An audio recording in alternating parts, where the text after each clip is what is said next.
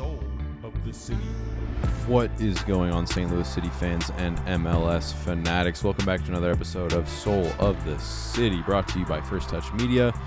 Today I'm joined once again by Ian. Just him. I guess the rest of First Touch Media has wanted nothing to do with what's taking place in the city, in the realm of St. Louis soccer. Obviously, fair weather podcasters. They are just absolute scrubs, the rest of First Touch Media. Today is June the 20th, and this is the first time in a while we're recording the day after a game. Thanks, Ian. No problem. It's me and you out here, bud. We got to get this shit done. And 3-0 loss to Colorado. I think maybe we had okay hopes on the prior podcast. I think we both knew that even a draw was going to be lucky. We didn't do any score predictions in that episode. I don't know. I was optimistic about a bounce back at home. And then I saw the article that came out about all the City SC2 loans that came through, and that made me far less optimistic. And then I saw the lineup. And then the lineup dropped. Then there was no optimism within, spitting distance of my body. It was long gone. I knew what was coming, sadly, and Colorado was coming. Dude, and this is not the Colorado of last year by any means. I really think in this game that their chances weren't all that great. They score an obvious penalty in the 96th minute, but the other two goals prior to that, they were not anything special. And if anything, they were given to Colorado for free by members of St. Louis City. Yep. Let's talk lineup. Obviously, if you're watching this and you're a fan of St. Louis City, your jaw probably dropped when you saw this lineup hit the market. So we changed formations entirely from the loss against Dallas. We're playing a 5 in the back. We bring in Marcanic back to play left center back. We bring in Jake Nervinsky to play right center back. Durkin is back from suspension. He lines up next to Blom and Leuven. Blom obviously playing more defensive midfield role, and Durkin and Leuven are going to be allowed to push higher up the field. And Kajima and Klaus playing kind of off of each other in a 2 number 9 style formation, I would say. Yeah. And dear God, it was not what we fucking needed. Yarrow got the start as well. Yeah, Yarrow as well. Good call. I think overall, there's one bright star, maybe 2 bright stars. I think Jose Kajima had a good game. I think he was in a lot of dangerous areas. Him by himself generated just under 1 XG. So he was getting in there, making chances. And then I would say Akil Watts honestly looked pretty good playing left back, which surprised me. But the rest of them... Yeah, I thought that Leuven was also pretty good on the day. I guess leaving out the squandered opportunity. And it's only right. We got to keep the playing field level here, not playing any favorites. You got to fucking put that away, buddy. Like we can't afford to be missing penalties. Nope. We can't score from open play. So if we're going to get a penalty call, which it was definitely a penalty. Yep. But we kind of needed that one because it was only 1-0. And while they did look the better side across the 90 minutes, in that first half we dominated for like a sizable stretch, I would say. And then kind of they came back and, started cooking us again. But I don't know. It's just so, like, what are we supposed to take from this? Like, our back line is Island of Misfit Toys, and we concede a goal where, like, the ball literally bounces from a long throw in, and then no one goes to it. That's some middle school shit. Yeah, like it's really sad because it is truly some lower level soccer shit that we are watching when stuff like that happens. I think Yarrow definitely has to get ahead to it. I think that Berkey could possibly get something on it, but I don't know if I'll totally blame that one on him like I will the one later on in the game. But it's just rough starting down 1-0 all the time. Within 10 minutes. I think, honestly, in this game, I don't even want to blame the players as much as I want to blame Carnell. I think this decision to go to a 5 in the back is really gobsmacking. Considering we're down Parker, we're down Nilsson, we're down Hebert, you elect to choose a lineup that has 3 center backs instead of 2. I think that is an outrageous decision. If you're going to go with 5 in the back then at that point, and you're going to call up Wenzel from City 2, who we saw play, like obviously we lost against Dynamo in that game. It was 1-0 in Houston, I think. But he didn't play poorly. He played serviceably. Yeah. He played well, I might even say. He was confident in the back, could pass out of the back, which is unlike Jake Nervinsky. The amount of people I saw on Twitter, Ian, defending Carnell's decision to start Jake Nervinsky over Wenzel was surprising, disturbing. I could not believe people were backing Jake Nervinsky. And Jake, you are such a kind-hearted soul, and you have a beautiful family. But look, Virgin Mobile plays on Sundays for Veta, and we would love to have you on our team, but I do not think that you should continue to play on an MLS field. I think for you to come in and play center back and do skill moves is atrocious, and I think your time is up, bro. I'm sorry. I think that I agree with some of what you said. Let me start at the beginning. I think that the 5 at the back, I actually understand the decision a little bit because you're just affording more players to the back of the field where you have the biggest weakness at this point because we're missing all of our center backs. Now, the decision to not start Wenzel over Nerwinski or Marcanic, who are both like, I think the Marcanic one is a little more outrageous because he's such a small, like, kind of frail human. Like, he doesn't have, like, the size and kind of ability to, like, win all the aerial duels and, like, push people around. Nerwinski, at least, is, like, somewhat of a veteran presence and, might be able to add some leadership to the squad. Now, after watching some of the game and seeing him play again, I think it's fucking really stupid. That is like going back to the fucking dark ages, man. Yeah. That put me in the dark ages watching him play center back. Like, we were so upset with watching him play last season. And I do agree with you that I think he's a good veteran presence. And, like, hearing him talk in the post-game presser, I think he's at least a good teammate. It blows my mind that Wenzel doesn't get a start here, especially when we're just wasting him on the bench. I'm sure we're going to see him against Atlanta. I bet we switch some stuff up then. Yeah, it'll probably be a Tim Parker, Wenzel 4-2-3-1 or something along those lines. It just really sucks that Parker was out because I would have loved to see a Parker Wenzel pairing there. I would have honestly preferred to stick with the 4-2-3-1 and start Indy, start Thorson, leave Jake on the bench, and start Wenzel. Because especially what bothers me about this decision is it feels like we're almost prioritizing this Atlanta game on Saturday. It feels like we threw some crazy shit at Colorado at home to hope for the best. And what we're going to put together a better lineup against Atlanta, who's an Eastern Conference opponent, when we could have potentially taken points off of a Western Conference opponent when we're outside of the playoff picture. It does not make sense. Are we in Atlanta? No, it's at home. This is a home game? Okay.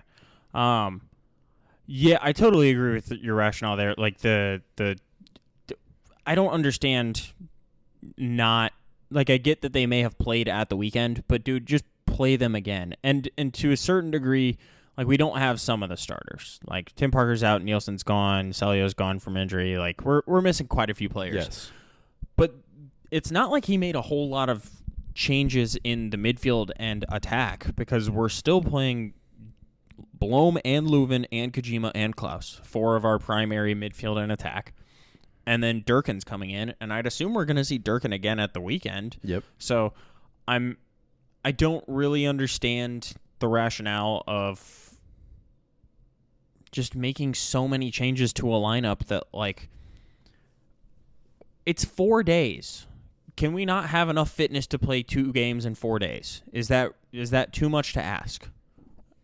I don't know if it is or not, but I don't feel like it is because I feel like I see it in other leagues where there isn't as much rotation as what we see. Yeah. Go ahead. Mihailovic, fuck you.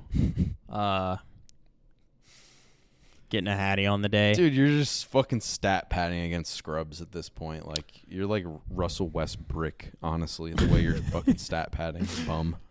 No, I'm just kidding. Honestly, you're a decent player. I'm glad you're in the MLS, man. Nah, don't disrespect Westbrook like that.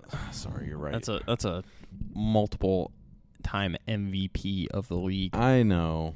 I'm sorry. Mihailovic got fucking 7 goals in like almost 20 games. Yeah, Mihailovic had to come back to MLS because his last club was like, yeah, bro, you're not making it here.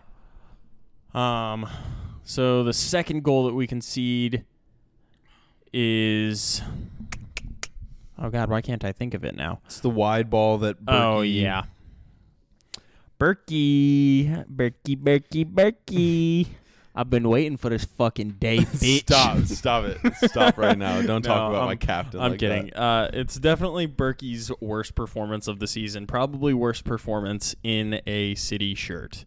And you know what? The team's really down on its luck, so we're not going to beat the dead horse. Do better next time. Do better. I mean, do you want to explain? Like, I mean, all that happens is he tries to break quickly, I think, to Watts off the left. Yeah. And just throws it into Mihailovic's foot, and then he's out of position and can't stop what is probably a pretty easy finish because he's so far out of position. It was just ugly as hell. Yeah, and I don't know, it just comes at such a pivotal time in the game, too, where we could get back into it. Like at 1-0, this is a real possibility. Not that I think we're going to score a goal from open play in the next 8 games, but it was possible that we could have, garnered something from this game. And then that mistake just happens at the worst time, and now we're down 2-0, and you could kind of see that all of the I mean, we did play hard for the rest of the game trying to get back into it, but I think most of the life and energy in the squad was pretty much sapped away at that point. Which is, story of the season, man. We just keep going down, and sometimes we're able to fight back, but most of the time we just lay down and die. Yeah. And I'll give the team the benefit. Like, I'll give them some slack because the injuries, I think, are really bad. We saw the depth chart. Somebody posted a depth chart online the other day. And, like, one of the attacking mid slots is just empty because they assumed that they were just like, yeah, Thor is a bench player. Well, yeah, left wing would be Celio. And so we don't have Celio. There's just nothing. There's nothing. It is like really worrying to me that Thorson doesn't get a start in like any of these games yet. Yeah. I think it's possible we could see him against Atlanta, but maybe we see Vasilev again. Mm-hmm. I mean, I'm hoping we go back to 4-2-3-1. I'd assume we will. I think this was a one-off, hoping for the best, like fucking park the bus kind of. The only good thing that came out of this formation is the fact that I saw Totland and Watts both getting up the field in attacking positions a lot more. Yeah. And they did look kind of dangerous. Like, Totland was making fucking runs in behind, like, furthest up the pitch. He had an opportunity pretty early on, just making a run in behind, right into the keeper. Yep. Yeah, it was I think exciting. both of them were, their typical self. I know that Watts gives away the the penalty for the final goal, but we're down 2-0. I could give a fuck about that. I thought you played well across the 90. He looked hungry. Yeah. Well, I mean, he looked hungry because all his boys are being shipped off. That's true, yeah. AZL Jackson's already on his way to Columbus. I mean, I think he stays with the club until the transfer window opens, but the bigger bombshell is Sam Adeniran, not on the bench. Yep. And in the post-game presser, Carnell is basically like, yeah, he's a part of transfer talks, and we're just worried about the 19 guys who are on the bench in this game. Yeah, typical cryptic fucking stupid answer from a coach when he, can't say what's actually happening, which I feel like he definitely could, but lose it. I mean, we're making some signings, but all of this it's just all happening at such a poor time because there is still a lot of time until that window opens, and now we are left with zero striker depth. Because obviously, if Sam is going to sign a deal with a different club and AZ is going to, we've already agreed to ship AZ off, they're not playing for us ever again. All of that depth that we had, even though it wasn't good, is still depth, and now it's just gone. There's nothing. There is nothing.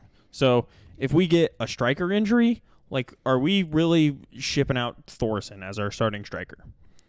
I think that's the realest possibility if Klaus goes down with something. Yeah. And I don't know, man. I'm happy about the signings, and we'll get to, another done deal here in a few because we got the word today. But this has really got to turn around quickly with them, or I think Carnell is sacked, and I think that we are, looking to next year, which is not fun. Not fun, dude, especially because we saw it just happen with Austin FC. They finished second in the West their inaugural year. And then next year, they're terrible, miss out on the playoffs. And they're still, they're in the playoff picture now. I think they're sitting in 6th or 7th. But I think we had the pieces to be able to do something this year. And I think, again, Lutz is we're going to have to bring more in. Ostrak out for the season, Celio out for the season. Those are 2 done deals. AZ, Sam, you could say that those are that's Hartel and Toy Shirt, but there still needs to be more. There just has to be. Well, yeah, because and we're missing Nielsen, and I don't know if Girdwood Reich is going to be a nailed on starter ready to go at 19 from the A League. Right. We're just gonna be strung out for depth, and if we get any injuries, we're just still going to be ruined. And this is all with the possibility that we still could lose our most influential player in the midfield due to medical reasons possibly this season. I don't know what his wife's status is, if she's in remission after the surgery or whatever's going on, but if anyone, medical stuff is all kind of up in the air until it's not, and then it kind of still is, especially when you're dealing with cancer. And when he has to go, he has to go. So I don't know when that's going to come, and we definitely need to make some more signings. But I guess we can touch on the Hartel. Marcel Hartel.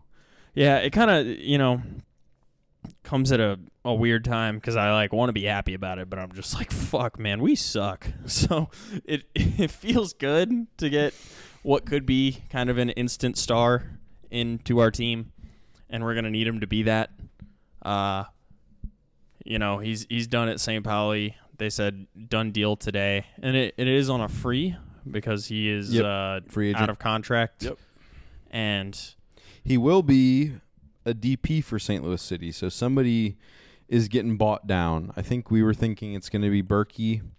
But yeah, I think it's interesting that, after the start of the season, I think Lutz had said, we're not interested in signing another DP player at this point. And now we're at this pivotal point in the season where it's are we going to just fucking throw the season? Are we tanking for the MLS Super Draft? Is that what we're doing? And the decision was made that we're bringing in a DP, baby. Yeah, and hopefully a great one. I think that he's that profile. We were talking about it last time. He could come in and just ball, and I hope that he does. I was watching his stats. He's not the flashiest player in the world, but he has an eye for goal from midfield, and we need somebody with like eyes at this point. Yeah. So it's true. I believe the deal is through 2028 as well, so we have him locked down for a minute. Yeah, which I think 4 is, years. which I think is phenomenal. Because, man, either he is gonna ball, or he's just gonna be mid, and I'm hoping he balls. I think it'll be good for the squad. I think that Leuven will probably be happy to have another Bundesliga German boy in the squad that he can probably feel a little bit more at home with. Because him and Toy Shirt. Yeah, Toy Shirt. I've both. I think they've I know that Leuven has. There's been rumors about him not loving it here in St. Louis and not feeling at home necessarily. Mm-hmm. And we just saw. I don't know if we talked about it, but Dewar gone. Yep. Done deal. I think we alluded to it. Yeah, because we were talking about how he didn't speak English, and evidently he does not, because he's fucking gone. But I would hate to see Leuven leave just because he's unhappy with the place that he's living and doesn't have friends or anything like that. So it's good to see another Bundy German boy into the squad to keep him at home. Yeah, keep him here. We need him here in the Lou. Yeah, just to go back, I felt like in this game he was doing so many skill moves and just crazy shit that I just especially in the first half, dude was flicking the ball over people. Oh, he sombrero flicked one guy down the line, fucking dribbled past some dude, and then Ronaldo chopped it back on him. Yes, and then bro. The dude goes down. Leuven didn't even touch him. He doesn't actually even touch him, and the dude's grabbing his face, and he's like, "Bro, what are you doing?" I'm sure he feels like the world is on his shoulders because, who's gonna score in this team, man? Dude. Please tell me. And then he rattles a penalty off the crossbar. Yeah, just does not feel good. Oh man. Yeah, we were doing the thought experiment of last season. At some point in the season, I think it was a Yumi and Chris pod. And we were start, bench, cut, Klaus, Leuven, Berkey. And you know me, Berkey hate guy. I was like, yeah, fuck the goalie. Who needs him? He's an unimportant player. And I think I said start Leuven and bench Klaus.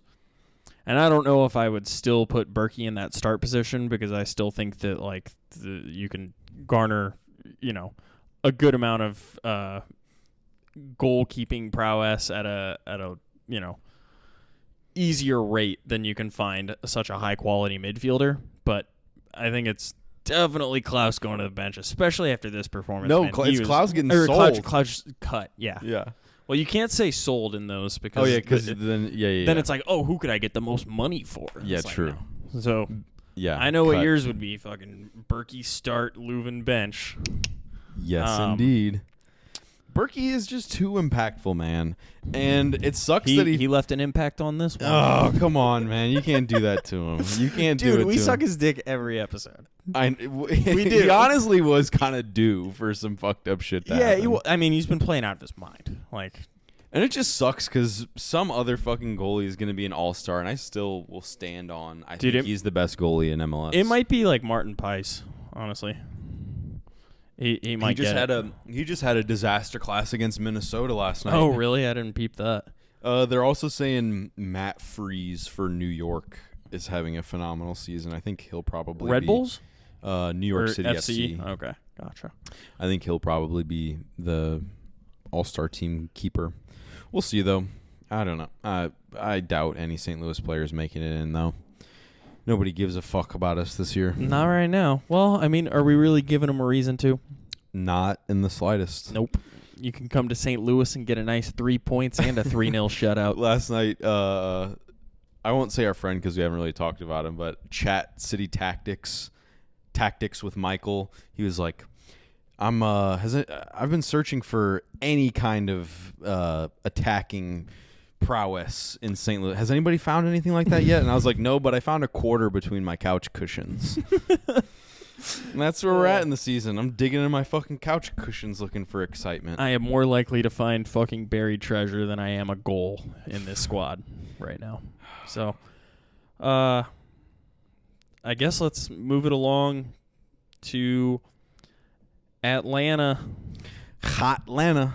I know last episode you said you had something to say about Hot Atlanta. I mean, the biggest piece of news about Hot Atlanta is that Georgios Giacomakis, Jeez. Greece international striker, was in the Golden Boot race in MLS this season. Recently completed a move to Cruz Azul in Liga MX. He actually had a lot to say about MLS. He said, I think it's stupid that MLS teams will be like, yeah, it's okay to lose some games. And you know what? I agree. He's fucking right, bro. He's 100% right. He didn't dig at the talent in MLS, but he said, man, that fucking league is dumb. Yeah. I think it's genuinely, so there's two ways to look at that. Like, you definitely don't want to have any mentality where you're like, oh, it's okay to lose games. But it is also like a sport in any given Sunday. So, like, I think that you should be going out there to dominate.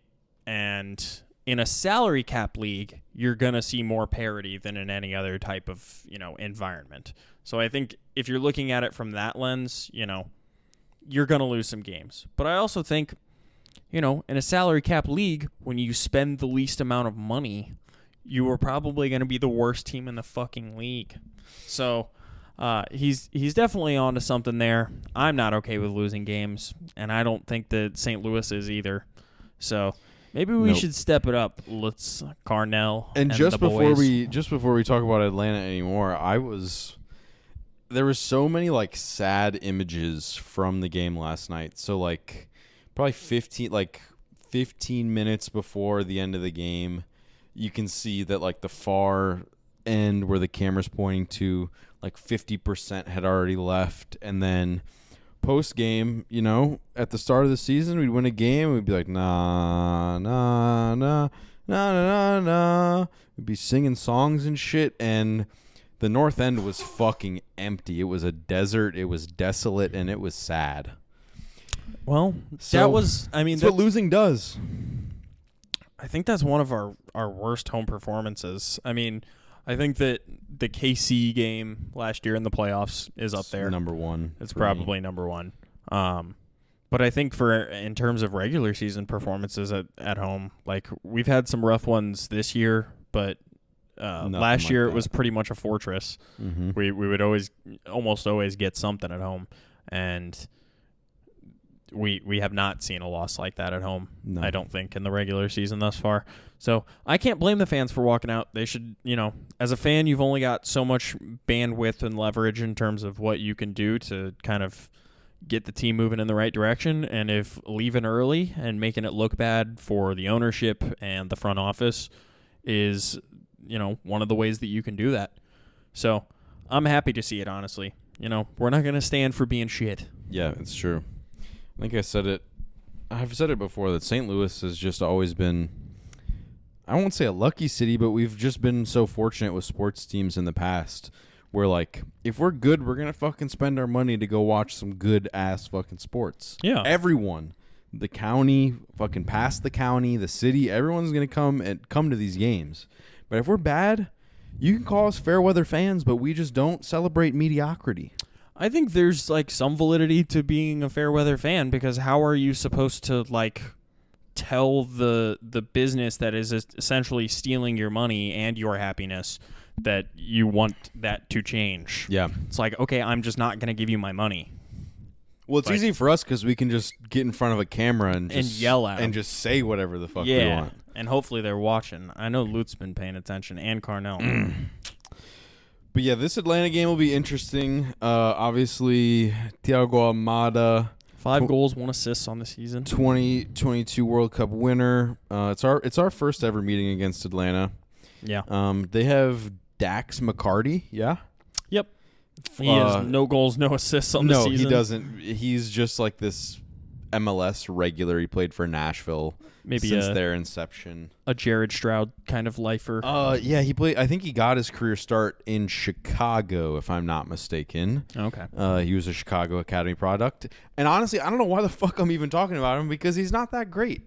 I think Chris Durkin is going to have his hands full in midfield trying to track Thiago Almada. I really hope we're going back to a 4-2-3-1. Get the guys some normalcy. Tim Parker's back, obviously, which is a breath of fresh air, a sigh of relief. They've got our co-captain back in the starting lineup. What other notable names? I mean, I'm looking at their lineup and their squad. It's really nothing special. Like they are. It looks like the Eastern Conference is pretty top heavy, and in reality is the weaker of the two conferences. Other than like those top two kind of squads in Inter Miami and Cincinnati, but they're in ninth. They have 2 points on us, and they have a positive goal difference of 2. We have 18 points, and we do have a -7 goal difference, which is pretty fucking rough. But this team isn't that much better than us. Like, in all reality, they're 5-5-8. We are 3-9-6. Yeah. So, I mean, their last lineup, they played 5 in the back. I wouldn't be surprised if they show up to our fucking quote-unquote fortress. 5 in the back. I said it online. Gateway to hell? No, it's just my own personal hell. Yeah, every time I turn on that television or step through those gates, it's this year it's been pretty rough. We have seen what this team can do in front of 10 men behind the ball, and it's nothing. We can't do anything. Yeah, I'm not optimistic for this weekend. I would say we're gonna add another draw to the column. If I'm being honest. Yep, that's how I'm feeling too. Like my nil, like 0-0. I was about to say my only hope is that it's not scoreless, so that we can at least see a ball go in the back of the net and have that little euphoric moment of watching your team score instead of wasting 90 minutes to not see anything actually happen. It's so true. I can't. I think we've gone. It's like 350 minutes without a goal right now. 6 winless. It's just fucking sad, man. Dude, it's tough to watch. Like I am like sitting there watching the Colorado game, and I'm just like, why am I putting like? Should I just hit myself with a hammer? Like what? what is the point of this? Like, Bonk. Just putting myself through all of this trouble for nothing. Yeah, and it's not like you guys are getting us paid. Yeah. What the fuck's up with that? What's up with that, huh? No, but in all seriousness, I mean, I think we're just fans of the game, and we got a pro team here in St. Louis, and while America continues to fucking just throw bricks at what is a globally loved sport, everything America does seems to fucking turn it in the wrong direction. We're seeing it right now with the Euros coverage. I'm sure it's going to be the same with the Copa America coverage, and let's pray that they don't fuck up the World Cup 2026, because the way that U.S. soccer has treated some of these international tournaments and given the broadcast rights to Fox, I think we're in for a continual rough time, and I think the game will continue to be pretty stagnant unless we turn some shit around in this country with this game, man. It's fucking crazy.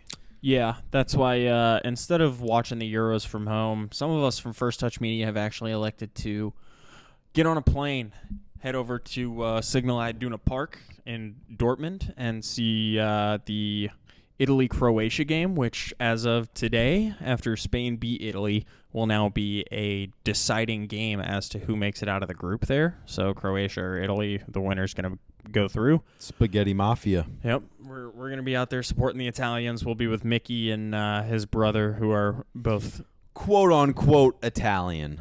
Proud Italians. Proud Italian. The warrior of the cosmos is with us. And then we're going to go see France versus Poland. Get to see possibly a all-time great in the making, Kylian Mbappe with the mask on. I think that's a pretty historic event. Getting his little LeBron moment, Kobe moment, Michelangelo moment, there Donatello moment. Mm-hmm. Those are Ninja Turtles for those who are unaware. And we'll try and get some content while we're out there. You better, you fuckers. Yeah, we're gonna try and speak to some people. Hopefully they speak English. I think Chris does a little bit of German. A little bit of German, a little bit of Czech. Yep. And then, hopefully just have a good time. Pound some pints with the lads. Hey, just don't get into too much trouble over there because First Touch Media doesn't make enough money to bail you out. That's very true. While we're gone, we're hoping to keep the content train rolling. With me. With Riley and possibly Jonah, depending on when he is back from his vacation. But I don't know, man. You got anything else for the day? No. Let's see more signings, please. Let's see the squad get better. Let's see Carnell actually cook with some tactics. I want to see better football, por favor. Marcel Hartel, if you can hear this, please save us. Save us, please. You can ride the Ferris wheel for free. I will say it is surprising that we're able to kind of get that player. Like, it just doesn't make any sense to me that he's not like. I mean, I don't think he's a star in the Bundesliga or anything like that. But I feel like going to that league, you might have a little more fun in your home country. Might want to re-sign and go with the team you just got promoted. Right, basically. got promoted with. I don't know. It doesn't make a lot of sense, but I'm very happy about it. So I'm glad we have the pulling power that we do. And yeah, more signings. Favor. Let's the plug talk. For real. All right, thanks for tapping in, everybody. If you like this episode, be sure to like, comment, subscribe. Let us know what you thought of the episode, and we will catch you probably after the Atlanta game. Peace out. Peace. Thank you for watching this episode of Soul of the City, brought to you by First Touch Media and Anchor FM. Make sure to check us out on YouTube at First Touch Media, and all of our socials are at First Touch 314. Thank you for watching.